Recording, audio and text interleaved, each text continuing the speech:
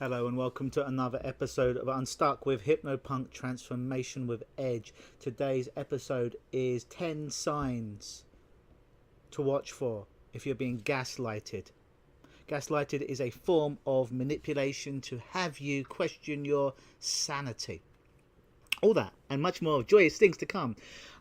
But as always, thank you to all the people who have left your 5-star reviews on however you choose to listen to me, whether that be Spotify, whether that be on YouTube, whether that be on iTunes, whether that be on Google Play. However you listen to me, thank you. Thank you for leaving those 5-star reviews. It makes me happy.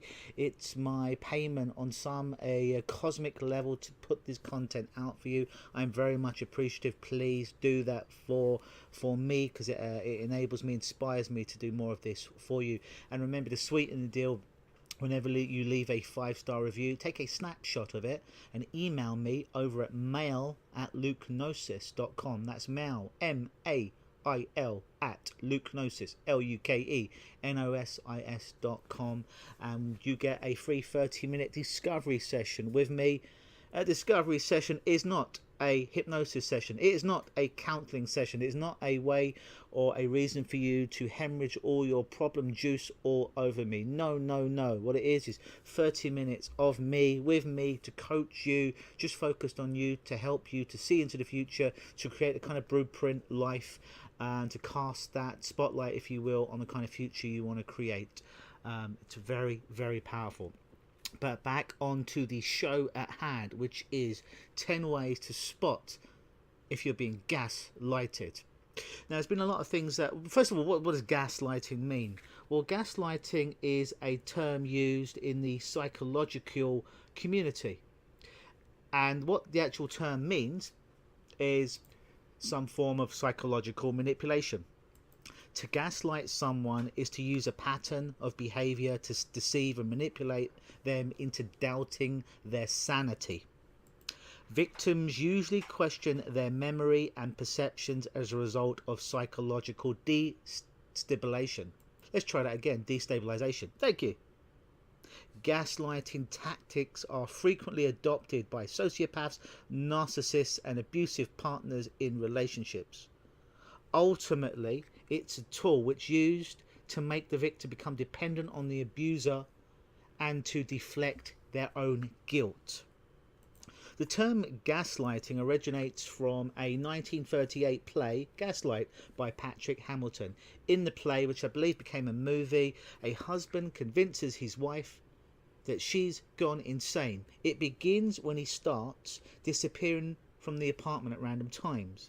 Then, as the play unfolds, it is revealed to the audience that he has in fact murdered the lady who lives upstairs in the apartment block and is stealing her jewels.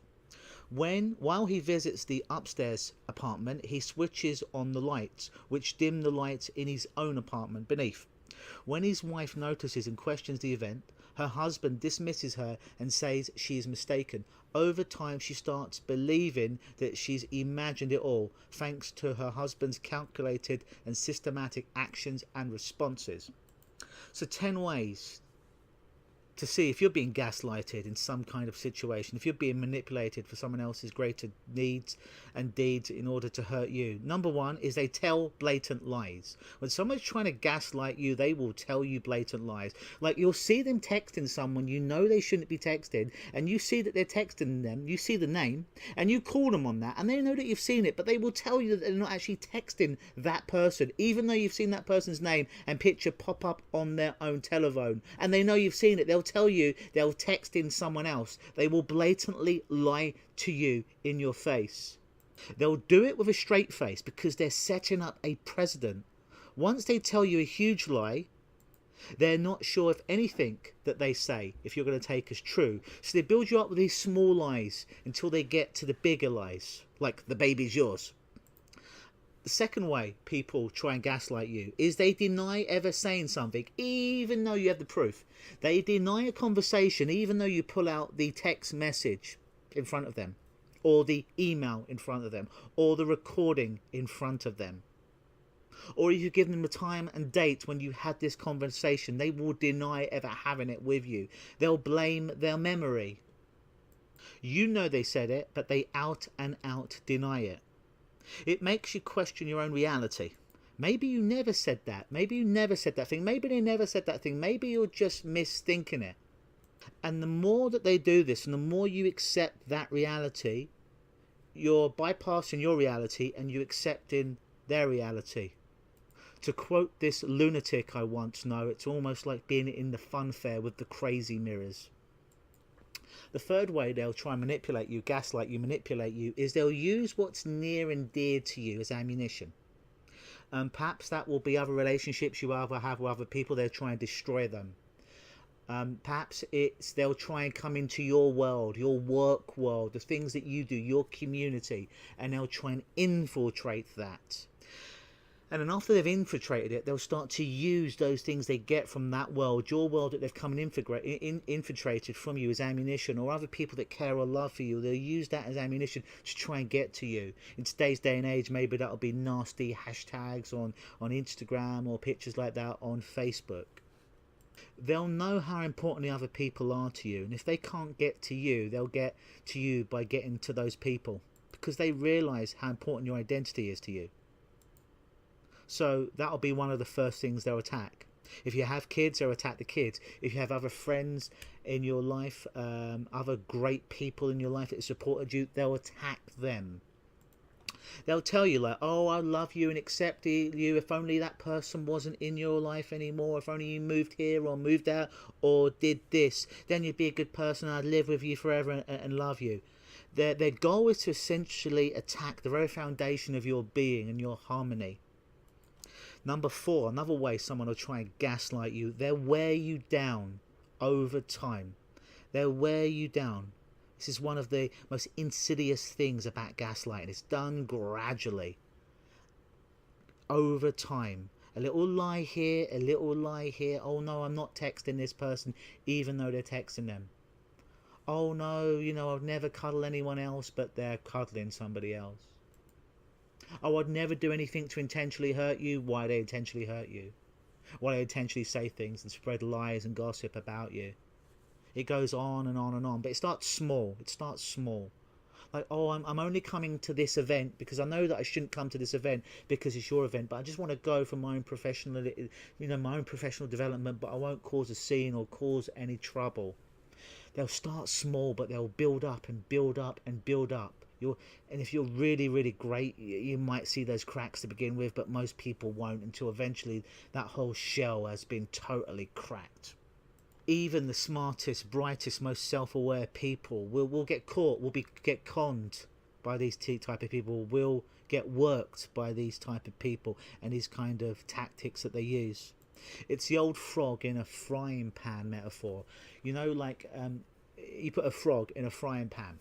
Frog's sitting there and you start to turn the heat up percentage by percentage by percentage over time to eventually that frog doesn't know that they're being boiled alive.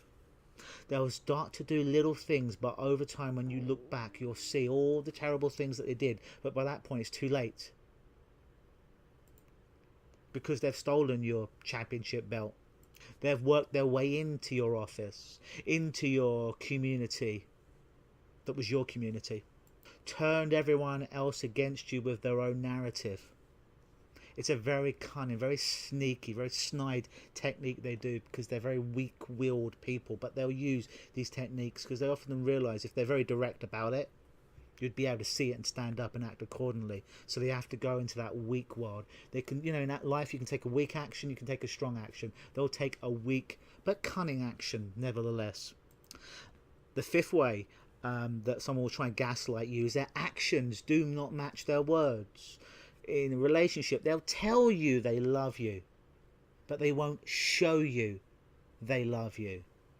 They'll put a whole bunch of verbal chutzpah in something, but when it comes to adapting their behaviours, they won't. Oh yeah, I'll try and do better. I'll try and be a better person. I'll try and be a kinder person to you, to change my problems in my life, to change my attitudes, my behaviours against you, which are toxic. But they won't actually do anything. They won't actually change any of these things, but they'll pay an awful lot of lip service to it. When dealing with someone who's trying to gaslight you, look at what they're doing rather than what they're saying. What they're saying means nothing. It's just talk. Watch what they're actually doing over time, because what they're doing is the issue. Number 6, the sixth way that people try and gaslight you is they throw in positive reinforcement to try and confuse you. What these people will do is their behaviour will almost seem somewhat bipolar at times, where they'll say and do a lot of mean, nasty, toxic things, but then they'll throw positive things like, I love you, like, you're my soulmate, like, you're amazing, I could never live without you, you're very smart. But yet it's a calculated attempt to keep you off kilter. Again, to question your reality. If what you're thinking is actually what's happening here, or if it's all just in your head. And when they do praise you, they're probably praising you for something that served the gaslighter, for something that served them. Perhaps it was a gift that you got. Perhaps it's something you learned and you gave it to them for free because of the bigness of your heart, but it benefited them. Perhaps it was a place for them to work out of an office of some kind, but it benefited them. Number 7, another way to try and gaslight you is they know that confusion weakens people. They'll try and keep you in a confused state, as in they love you, they don't love you. You're together, you're not together. You're the best in the world, and now you're a piece of shit. They want to be with you, they don't want to be with you. They don't know what they want, they have no purpose. Oh, they now have complete purpose. Oh, they're very depressed. Oh, well, now they're very happy. They know that their own confusion in the world, when they project that, it weakens other people. So you try and keep you off kilter with these kind of confusion. So you're not sure. It's almost like a Ferris wheel. You're not sure which end is up, which end is down when you've been on it too long. You don't know if it's day or if it's night.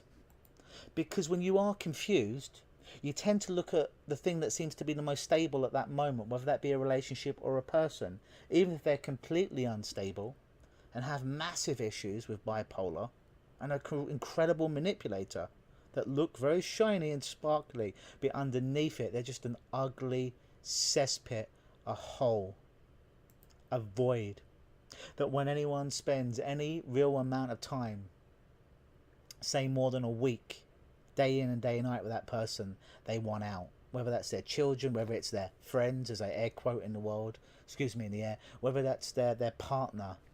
When someone's truly with them, not the surface version of those, because everyone can be great on the surface, but when they're with them for any length of time underneath the surface in the matrix, usually gets exposed after about 4, 5 to 7 days. It's hard to fake it at that point.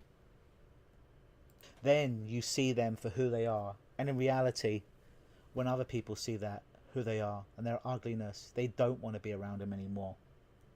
Number 8, the 8th way that people tend to try and gaslight you is they project.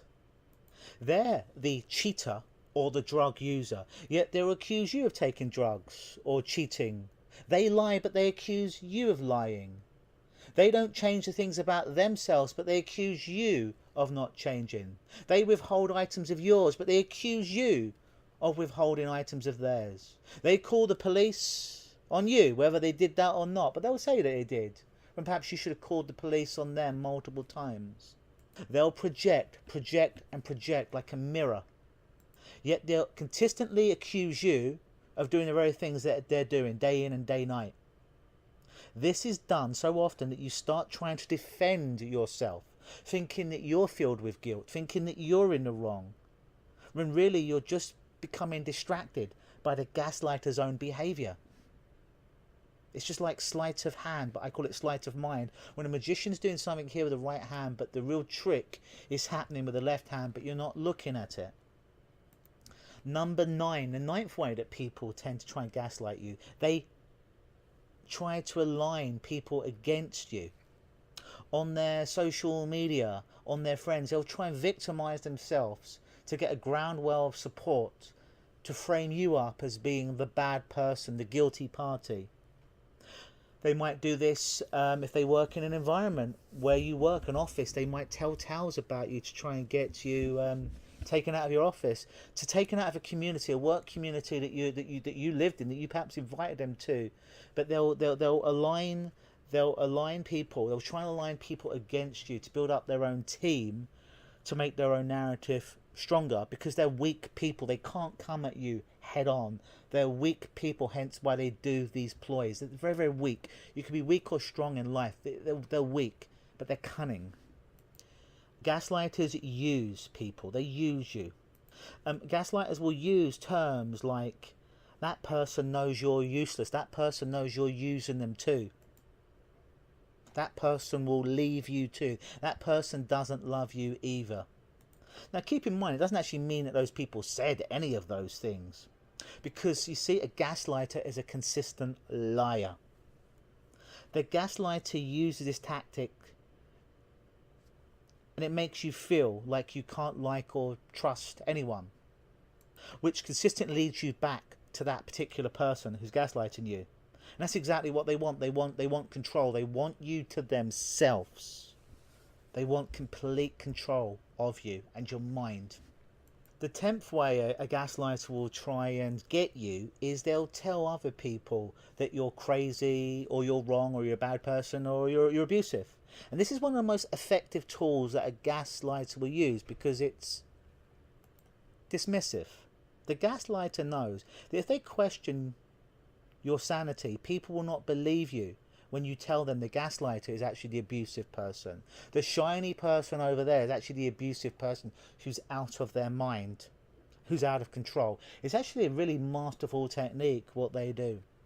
But sometimes I'm going to add an 11th way here. 11th way that people try and gaslight you is they'll project a fake vulnerability. They'll project fake weakness. That's not the vulnerability what a normal person would do, like myself or another good person, where you'll just be like, hey, yeah, I'm not sure how this is going to go. I feel a bit beaten down. I know I'll get back, but today's not been the easiest day. Not about stuff like that. But they'll project a vulnerability, and they'll do it, and they'll do it in a very staged way.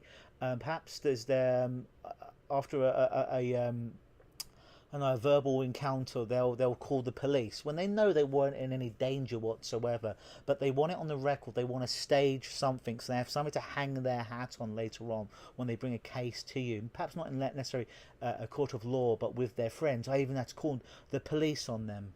They'll post pictures on social media of sorrowful things. Perhaps there'll be sorrowful quotes that will be up there to get attention. They're also attention seekers from their friends, or at least who they think their friends are. Gaslighters never really have any great friends, not beneath the surface, because all surface level. All their friendships are really on surface level. As I mentioned, when people really get to know these people, it's hard to maintain an act for about 7 days straight living with somebody. They typically lose their friends, and typically people leave their life, even their children in some cases. But they'll project, and this is the massive work of a gaslighter. This is the massive work. They'll project this vulnerability, but they're not vulnerable at all. They're actually pulling all the strings. They're manipulating this whole event, and they may realize they don't have the physical ability to go one-on-one with you. And perhaps if it's an honest interaction of calculated thought and critical discussion, they don't have that ability either. So what they'll do is they'll use lies, they'll use deceit, they'll use distance, they'll use perceived weaknesses they have, a vulnerability, to get a ground wall of support. To be that again in their real life social media, they'll tell friends, people of this story and that story about how bad a person you are, what you did. So when they do get found out for all of the crimes that they've committed, the emotional crimes, the physical crimes, legal crimes, they've got this backstory that backs them up. Well, no, it's not me. It's not my fault. The gaslighter, I'm the gaslighter now. It's not my fault, because remember when this person did that, and I told you they did this, and I posted that picture of that. That's just a narrative they've been spinning for a long time, a back story, because they're very, very cunning. It's hard to gaslight people when you're not cunning. Very, very cunning. Almost like a super villain. Almost like a Lex Luthor or a Joker. Very, very cunning. If only they could use those same skills, those same abilities for good, perhaps they could change the world and change their situation. But instead of building the biggest building in the city, they're tearing down all the other beautiful buildings out there. So those are 10 ways to spot if you're being gaslighted. Number 1, they're going to tell blatant lies about you. Number 2, they're going to deny saying or doing something even though you present them with proof. Number 3, they're going to use what's near and dear to you for ammunition. Number 4, they're going to wear you down over time. Number 5, their actions do not match their words. Number 6, they throw positive reinforcement to confuse you. Number 7, they know confusion weakens you. Number 8, big one, they project. Number 9, they align or turn or alienate people against you. Number 10, they'll tell other people that you're a bad person, that you're an abuser, that you're crazy. And number 11, they'll frame themselves up in such a way that it appears that they are the victim of this narrative. So be very, very careful out there. There are some ways to spot these people. Now, of course, in all situations, any kind of relationships, you might get 1 or 2 of these things happen. That's okay. But I think on that list of 11 things, if you can count out 4, 5, 6, anything above 4, then you're probably not in a healthy relationship, and you need to get out of there as soon as you can and leave that gaslighter there, because we know they're going to eventually they're going to get found out and just be left as a sad, lonely person. But you must take your light away from that darkness and do your work and your mission away from that toxic, horrible environment. And as they get their dues in knowingly somewhere along the line, karma, the chimeric, if you will, boomerang hits them in the arse, and then they see their life for what it was, which is merely a sorrowful black and white movie from the 1930s, and certainly no Wizard of Oz. I've been Luke Michael Howard, aka the Hypnopunk. This has been another episode of Unstuck with Hypnopunk, Transformation with Edge. If you would like a list of those 11 ways, the article, that little ebook article that I've put together, fact sheet, 11 ways to discover if you're being gaslighted or not, shoot me an email, mail, M-A-I-L, at LUKENOSIS, LUKENOSIS.com, and I shall send that to you. Always believe.